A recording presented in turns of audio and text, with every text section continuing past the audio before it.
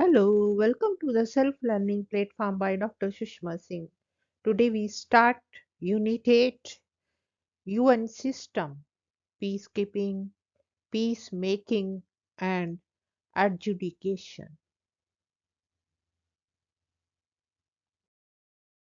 And we are continuing our topic Peacekeeping, Peacemaking and Peace Building in Practice. And our topic is Rwanda. Trouble started in Rwanda in 1993 when the Patriotic Front of the Tutsi tribe started fighting against the government then controlled by the Hutu tribe. The Security Council emplaced the UN observer mission Uganda-Rwanda to observe whether the RPF was receiving aid across the Rwanda-Uganda border.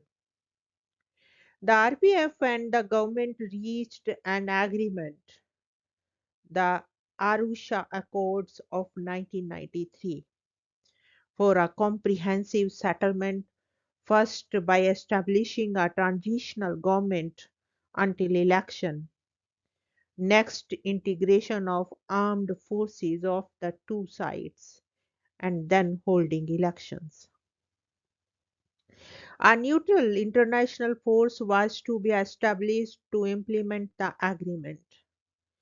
On the Secretary General report, the Secretary Council established the UN Assistance Mission for Rwanda to help achieving the peace process.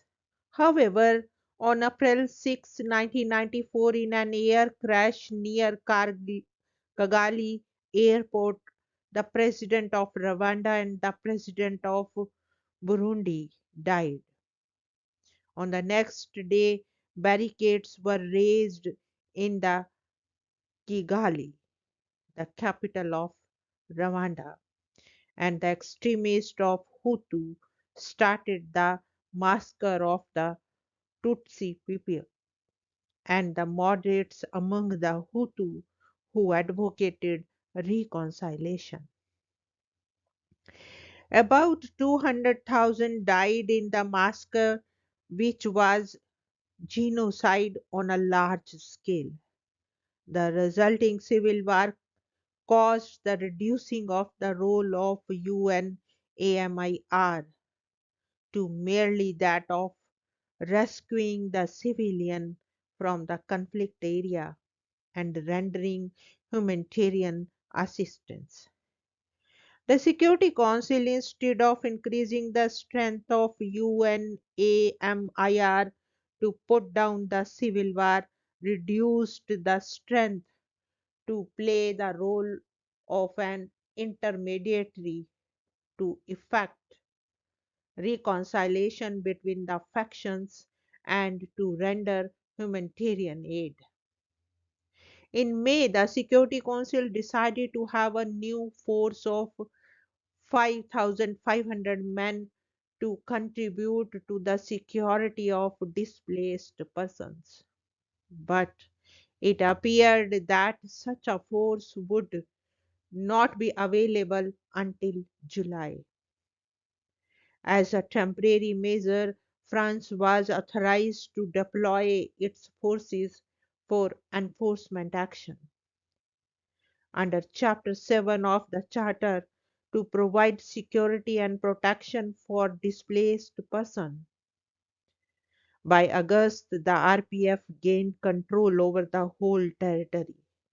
However, a situation arose of massive flow of refugees to neighboring countries. During the period of the disturbance, about half a million died in a genocide. 3 million were displaced and 2 million fled to neighboring countries. The refugee camps in the neighboring countries presented the problem of inter-ethnic fighting. By February 1996, nearly 1.5 million people remained in the neighboring countries. During 1994, the state was reduced to extreme disorderness. No administration, no functioning economy, no judicial system, no educational system, no water or electricity supply, and no transport. The next 2 years saw the things slowly returning to normalcy with the assistance of UNAMIR, the UN High Commissioner for Refugees, other national agencies, and some non government organizations. The presence of UNAMIR provided a measure of confidence among people. Canada, Britain, United States, and France provided in 1996 a force to give humanitarian assistance. On the whole, the UN was unable to take effective enforcement action to stop the civil war. It did some peacemaking and peace building. In November 1994, the Security Council established the International Criminal Tribunal for the Rwanda, invoking Chapter 7 of the UN Charter.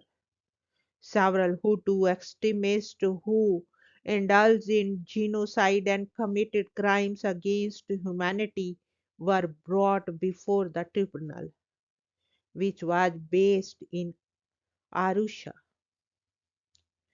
The ICTR was established on the request of new government controlled by RPF, which desired that the tribal trial should not appear as vengeance against the Hutu. The trials enforced the principle of accountability and helped to build peace. Next is Somalia.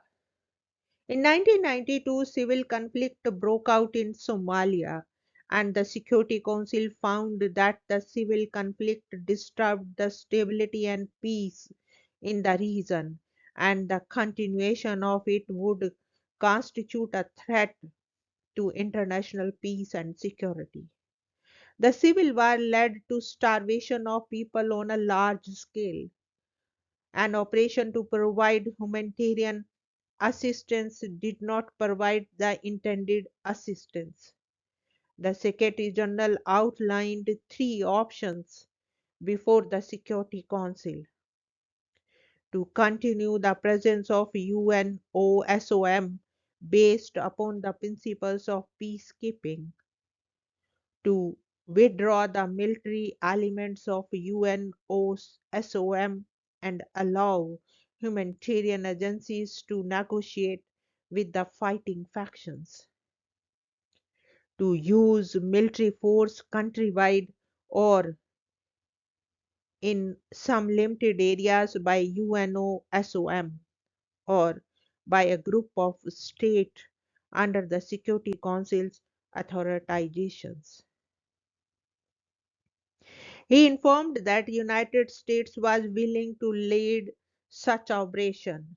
The Security Council unanimously resolved, bracing on Chapter 7 of the Charter authorizing the Secretary General and the member state cooperating with the United States to use all necessary means to secure an environment congenial to providing humanitarian relief. The Council called upon the fighting parties to cooperate with the force so established. The operation under the US leadership, the Unified Task Force, started with 28,000 men from the US and 17,000 from other countries. It proceeded aggressively to disarm the various factions and extending humanitarian assistance.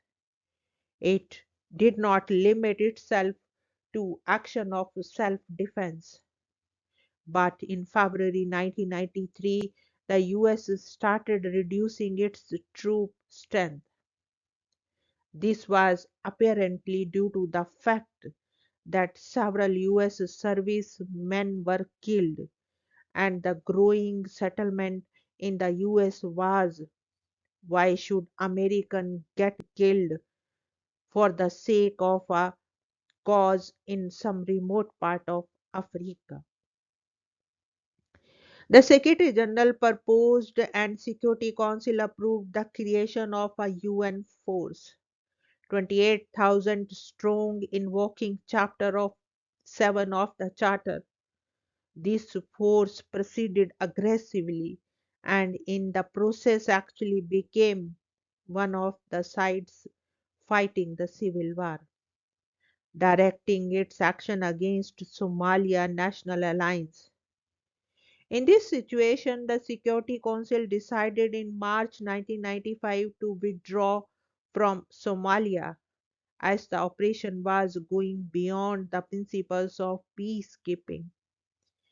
In his final report on UNOSOM2, the Secretary General stated that there was a need for a careful and creative rethinking about peacemaking, peacekeeping, and peace building in the context of Somalia operation. It was a frustrating experience. It requires to be recognized that each civil war situation presents features unique to it. Next is Western Sahara. After the cessation of the Spanish rule over Western Sahara, the question arose whether it should become part of Morocco, which staked a claim to it, or remain independent.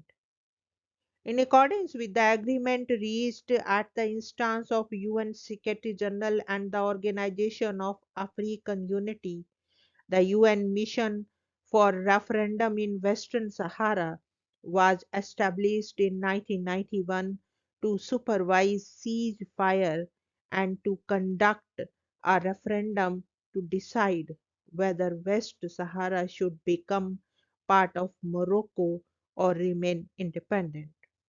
But the referendum was postponed on a number of occasions due to disagreement on who should be entitled to vote.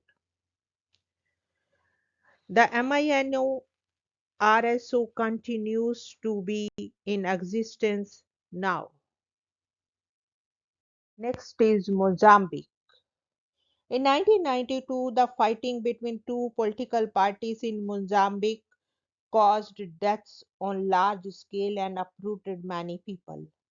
The UN operations in Mozambique held elections in 1994 and brought an end to the conflict.